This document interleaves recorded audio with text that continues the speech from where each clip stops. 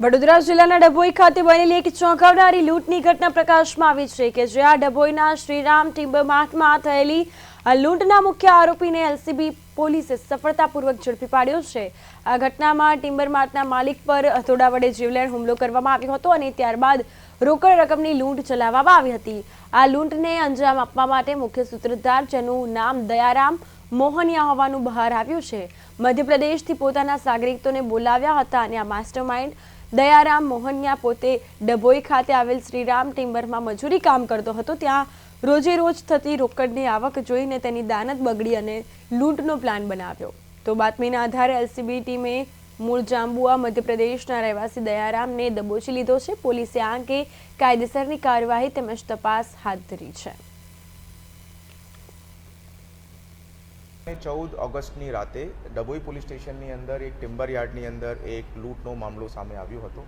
આ તપાસ દરમિયાન એલસીબીની ટીમ દ્વારા હ્યુમન અને ટેકનિકલ સોર્સિસથી આ ગુનાનો ભેદ ઉકેલવામાં આવ્યું છે અને મુખ્ય આરોપી દયારામ ઉર્ફે દયાલ ઉર્ફે સૂરજ ભૂરા મોહનિયા રહેવાસી જાંબુઆ જિલ્લા એમપીની ધરપકડ કરવામાં આવી છે। આ આરોપી તે જ ટિમ્બર યાર્ડની અંદર થોડાક મહિના પહેલાં નોકરી કરતો હતો। તેના કારણે એ તમામ રીતેથી પેલા ટિમ્બર યાર્ડથી વાકેફ હતો અને દિવસની અંદર કેટલા પૈસાની કમાણી થાય છે એને ઉતરે છે અને પછી આ કૃત્યને અંજામ આપીને ફરીથી એમપી જતા રહે છે। આ જો મુખ્ય આરોપી છે તેમના ઉપર અત્યારે ગુજરાતની અંદર જામનગર જિલ્લાના 2020ના એક ગુનાની અંદર એ વોન્ટેડ છે।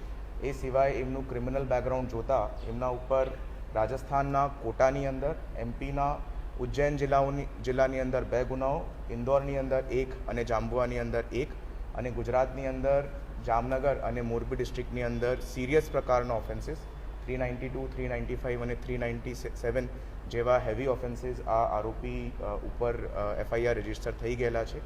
બીજા આરોપીઓની શોધખોળ હાલ પોલીસની પાસે ચાલુ છે અને અત્યારે આ આરોપીનું પ્રોડક્શનની કાર્યવાહી કોર્ટની અંદર ચાલુ છે। કુલ ગયેલ મુદ્દામાલમાંથી 10,000 રૂપિયાની રિકવરી પોલીસ દ્વારા કરવામાં આવી છે અને બીજા આરોપીઓને પણ ટૂંકા સમયની અંદર પોલીસ દ્વારા અરેસ્ટ કરવામાં આવશે। એ હથોડાથી એમના સર ઉપર હુમલો કરવામાં આવ્યો હતો અને સ્ટિચીસ જો છે વિક્ટિમ દ્વારા એની અંદર ઈજા પામ્યા હતા।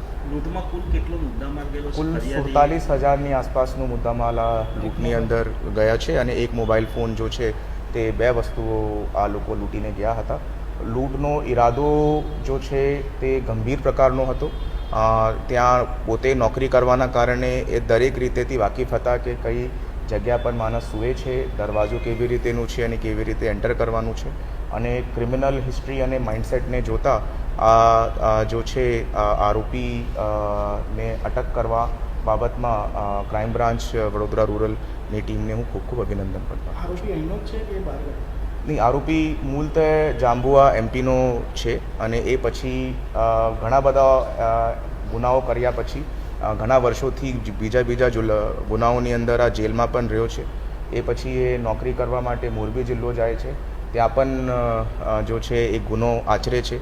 એ પછી જ્યારે વડોદરા ગ્રામ્યની અંદર ડભોઈની અંદર નોકરી કરે છે એના પછી પણ ત્યાં જઈને એવી રીતનું લૂંટનું પ્રકરણ કરે છે। એ અનસ્કિલ્ડ લેબર તરીકે ત્યાં કામ કરતો હતો અને જો લકડીના પુઠ્ઠા હોય છે તેમની અંદર કામગીરીની અંદર ઉપયોગ થતો।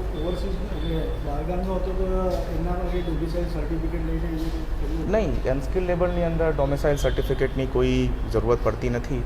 બટ હા, આપના માધ્યમથી જેટલા પણ લોકોને નોકરી ઉપર રાખે છે તેમનું એન્ટિસિડન્ટ વેરિફિકેશન કરવા માટે આપ લોકલ પોલીસને સંપર્ક કરી શકો છો અને કોઈ પણ ગુનાહિત ઇતિહાસ ધરાવતો માણસ આપના પાસે નોકરી માંગવા માટે આવે તો એક વખત જો છે પોલીસ ડિપાર્ટમેન્ટને અપ્રોચ કરાવીને એમનું બેકગ્રાઉન્ડ ચેક કરાવી લેવાનું છે, જેનાથી એવી રીતેના ક્રિમિનલ બેકગ્રાઉન્ડના લોકોને આપના તરફથી નોકરી નહીં આપવામાં આવે તે બાબતની કાળજી રાખી શકે।